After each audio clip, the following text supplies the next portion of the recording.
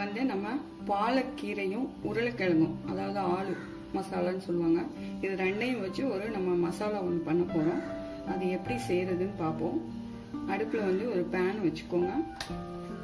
Pan heat ஆனோடனே oil விடுங்க. இது கொஞ்சம் ஆயில் கூட வரும். ஒரு 4-5 ஸ்பூன் ஆயில் விட்டுக்கோங்க. ஆயில் ஹீட் ஆயிடுச்சு. இப்போ வந்து ஒரு ஸ்பூன் ஜீரகம் போட்டுக்குவோம்.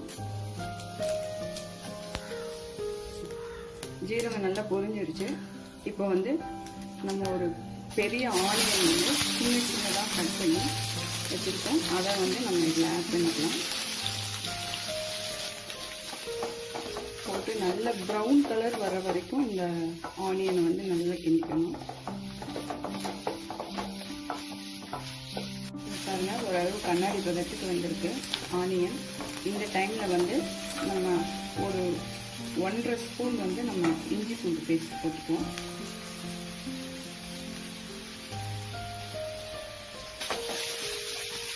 இதோட வந்து நல்லா மிக்ஸ் பண்ணி இந்த ஆனியன் வந்து கோல்டன் ப்ரௌன் வர்ற வரைக்கும் வந்து நம்ம இதை அப்படியே வந்து எண்ணெயிலேயே வேக வைக்கணும்.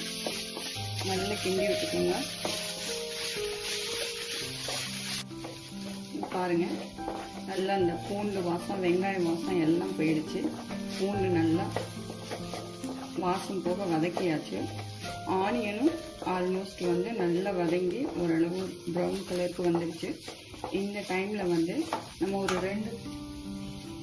ரெண்டு தக்காளியை வெட்டி வச்சுருக்கோம். 2 தக்காளி சின்ன சின்ன பீஸாக வெட்டி அதையும் சேர்த்துக்கலாம். ஒரு 2 பச்சை மிளகாய் வந்து சின்ன சின்னதாக கட் பண்ணி வச்சுருக்கேன், அதையும் சேர்த்துக்கலாம். கொஞ்சம் கருவேப்பிலை, அதையும் சேர்த்துக்கலாம். இதை நல்லா வந்து தக்காளி வேகிற அளவுக்கு, அதாவது மசிஞ்சு வர வரைக்கும், ஓரளவு கிரேவியாக வர வரைக்கும் நல்லா வதக்கிக்குவோம்.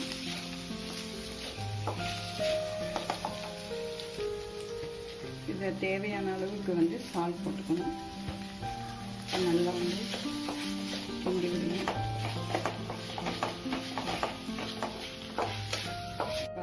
இந்த கிரேவியில் இப்போ வந்து ஒரு 2 பட்டை, ஒரு 3 கிராம்பு, ஒரு 2 ஏலக்காய் வந்து நான் எடுத்து அதை நல்லா வந்து பொடி பண்ணி வச்சுருக்கேன். இதை நம்ம அப்படியே இதில் தூவிக்குவோம்.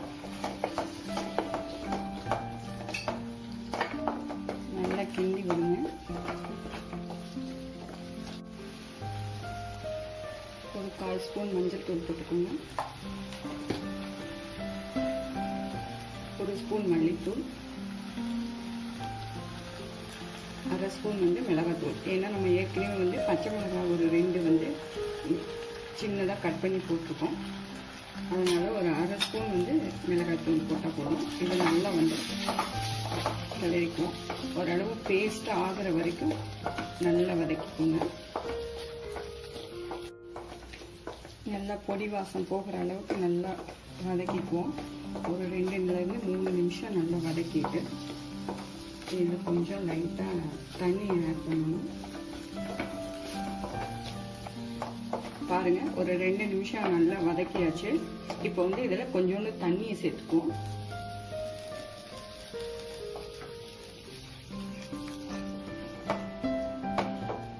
ஒரு 1/2 கிளாஸ் தண்ணி ஊற்றினா போதும். இது வந்து நல்லா கொதிச்சு கொஞ்சம் லைட்டாக கிரேவி மாதிரி வரட்டும். பாருங்க, நல்ல தண்ணி வந்து கொதிக்குது. ஓரளவு அந்த பொடி வாசனை எல்லாம் போயிடுச்சு. இப்போ வந்து நம்ம அந்த பாலக்கீரையை நல்லா கழுவி குட்டி குட்டி பீஸாக கட் பண்ணி வச்சுருக்கேன்.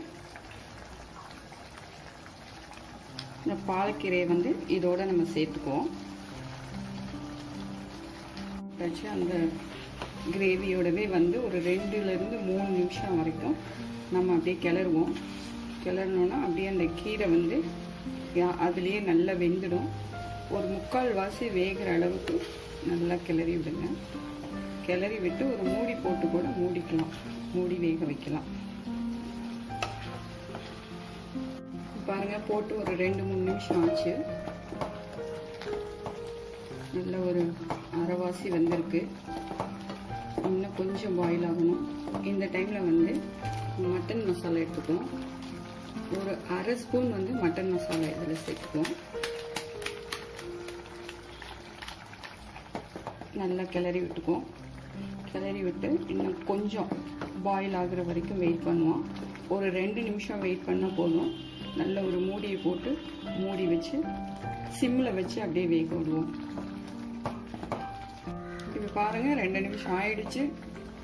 நல்லா வந்துட்டு முக்கால்வாசி அந்த கீரை வந்து பாயில் ஆயிடுச்சு.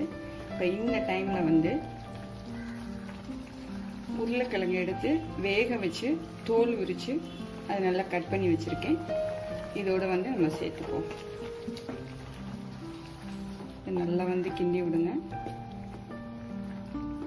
கிண்டி விட்டு அடுப்பை வந்து சிம்மில் வச்சு ஒரு 6லிருந்து 7 நிமிஷம் வரைக்கும் அப்படியே சிம்லேயே வச்சுருக்கோம். இது ரெண்டும் சேர்ந்து நல்லா மிக்ஸ் ஆகி ஒரு கிரேவி ஆட்டம் வரும். அந்த கிரேவி ஆட்டம் வர வரைக்கும் நம்ம வெயிட் பண்ணுவோம். அதுக்கப்புறம் எப்படி இருக்குன்னு பார்ப்போம். ஒரு 5 நிமிஷம் ஆயிடுச்சு. பாருங்கள், நல்ல கிரேவி பதத்துக்கு வந்துடுச்சு. இந்த டைமில் வந்து ஒரு அரை ஸ்பூன் வந்து சுகரை சேர்த்துக்குவோம். கொஞ்சம் போல் வந்து கொத்தமல்லி தழை ஆட் பண்ணிக்குவோம். கொஞ்சம் கருவேப்பிலை, நல்லா கிளறி விட்டுருங்க. இங்கே பாருங்கள், நல்ல கிரேவி மாதிரி சூப்பராக இருக்குது. ஆல்மோஸ்ட் வந்து நல்லா ரெடி ஆயிடுச்சு. இப்போ ஸ்டவ்வை ஆஃப் பண்ணுறதுக்கு முன்னாடி ஒரு 2 ஸ்பூன் வந்து நெய் விட்டுக்கணும். 2 ஸ்பூன் நெய் விட்டாச்சு. நல்லா கிளறி விட்டுட்டு நம்ம ஆஃப் பண்ணி அப்படியே மூடி வச்சுருவோம். ஒரு 2 நிமிஷம் மூடி வச்சுட்டு அதுக்கப்புறம் வந்து நம்ம பவுலுக்கு மாற்றினோம்னா நல்லாயிருக்கும். இந்த கிரேவி வந்து பார்த்திங்கன்னா சப்பாத்திக்கு, ரொட்டிக்கு, நான்கு எல்லாத்துக்குமே சூப்பராக இருக்கும். சாதத்துக்கும் நீங்கள் சைடிஷ் மாதிரி வச்சு சாப்பிட்லாம். இதை நல்லா சாப்பிடுங்க, ஆரோக்கியமாக இருங்க. வீட்டில் ட்ரை பண்ணி பாருங்கள். நன்றி.